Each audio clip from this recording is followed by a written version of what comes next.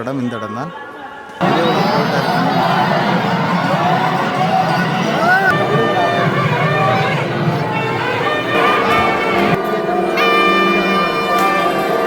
பாருங்க, 1-2 கச்சாங்கடைகள் தான் வந்திருக்குது. இன்னும் ஃபுல்லாக வந்து சேரலை. 2-3 நாளைக்கு அப்புறம்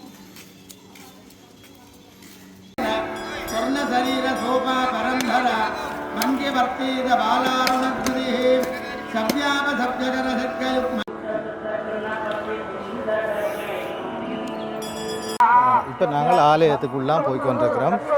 இந்த ஆலயத்தின் அழகையும் நீங்கள் பார்ப்பீங்கன்னு நினைக்கிறேன்.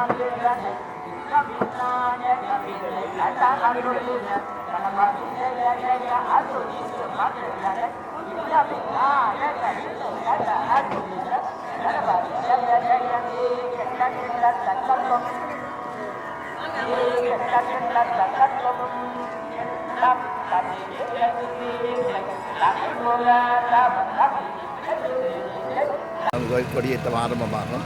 அதைத் தொடர்ந்து 2 ஆலயத்துக்குரிய தேர் ஒரே நாளில் நடைபெறும். முருகன் என்ன சொல்கிறார்?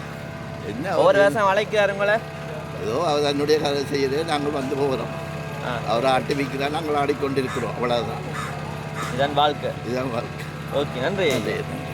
இந்த நிகழ்வுக்காக புலம்பெயர்ந்த உறவுகள் கூட வெள்ளை வேறு நாட்டை சேர்ந்தவர்கள் கூட இந்த நிகழ்வுக்காக இங்கே வந்திருக்கிறாங்க. எல்லா நாட்டிலையும் இது கூடுதலாக நாங்கள் ஏற்கனவே பார்த்துருந்தோம்.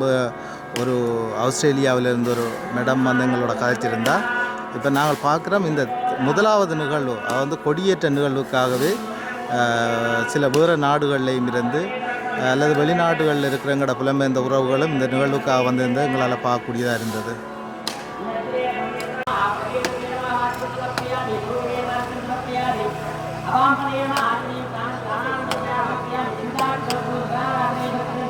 இதில் கட்டுரங்களை வந்து நேர்த்திக்காக கட்டுரங்களை கொளுத்தி கொண்டிருக்கிறதை நாங்கள் பார்க்குறோம். நிறைய பக்தர்கள் வந்து இப்போ வந்து கொண்டே இருக்கிறேன். ஏன்னா இன்னும் குறிப்பிட்ட நேரத்தில் வந்து கொடியேற்றம் இருக்குது, சரியா 10 மணிக்கு. அதுக்காக இன்றைக்கு வந்து நிறைய மக்கள் இங்கே வந்து கொண்டே இருக்கிறோம். கால்களை கழுவினோம். கனிகளையும் கழுவிக்கொண்டு கால்களையும் கழுவிக்கொண்டு போகிற இடம் இந்த இடம் தான். இதிலே இவ்வளோ க்ரௌட்டாக இருக்குன்னு உங்களை பார்க்க தெரியும். இந்த பகுதியிலே நிறைய மக்கள் நிற்கணும். இன்னும் குறிப்பிட்ட நேரம் இருக்கின்றதால நிறைய வந்து கொண்டே இருக்கணும் மக்கள்.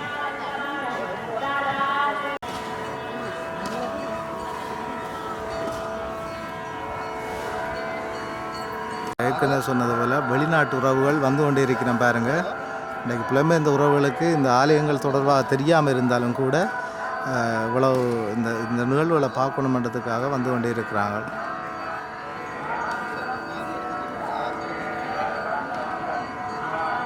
பாருங்கள், இன்றைக்கு இவ்வளவு பக்தர்கள் வந்து கொண்டிருக்கிறாங்க. ஆரம்ப நாள்லேயே இன்றைக்கு இவ்வளவு பேர் நிற்கணும்னு சொன்னால் அடுத்தடுத்த நிகழ்வுகளில் இவ்வளோ பேர் பெறப்போயினம்ன்றது உங்களுக்கு தெரியும். 24 நாள் வந்து ப்ரோக்ராம் இருக்குது. வந்து 24 நாள் பூசை நிகழ்வுகள் இருக்குது. நேர்த்திக்கடனை நிறைவு செய்ய அவங்களை தேங்காயில் பிடிங்கி கொண்டு இருக்கணும்.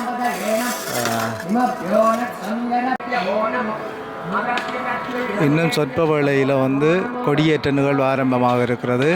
அதுக்கான ஆரம்ப நிகழ்வு வேலைகள் தான் நடைபெற்று கொண்டிருக்குது. நீங்கள் பார்ப்பீங்க நினைக்கிறேன். எங்களுக்கு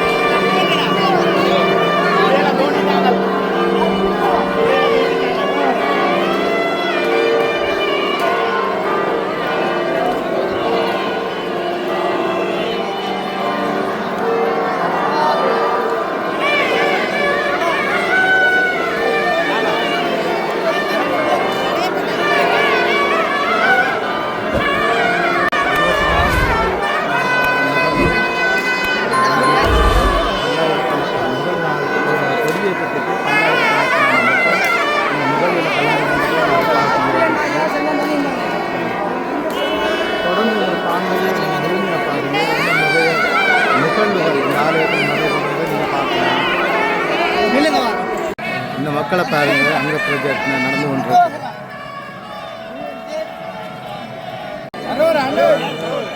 அப்பாவோட சேர்ந்து பிள்ளைகள் வந்து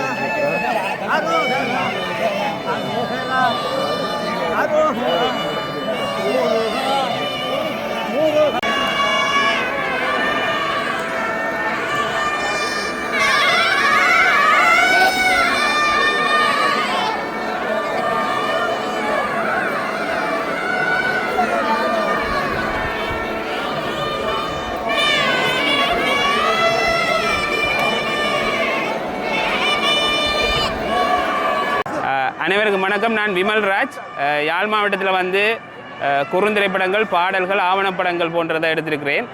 தற்போது நாங்கள் இந்த நல்லூர் ஆலயத்துக்காக ஒரு காணொளி செய்கிறதுக்காக வந்திருந்தாங்க. அப்போ அண்ணாவை கண்ட நான் சந்தோஷமாக இருந்துச்சு. அண்ணாவும் ஒரு யூடியூபர்றான், மிகவும் அற்புதமான மனிதர். நாங்கள் இன்றைக்கு அவரை இந்த நல்லூர் ஆலயத்தில் அதுவும் கொடியேற்ற நிகழ்வில் கண்டது மனமகிழ்ச்சியாக இருக்குது.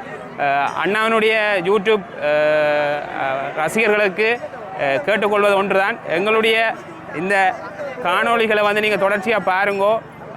யூடியூப் சேனலில் வந்து எங்களுடைய காணொலியை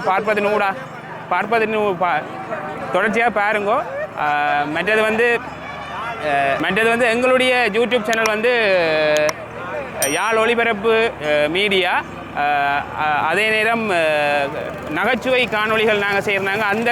அந்த யூடியூப் நேம் வந்து எஃப்னா கேஸ் குக்கர். தொடர்ச்சியாக பாருங்க, சப்போர்ட் பண்ணுங்க. தேங்க்யூ.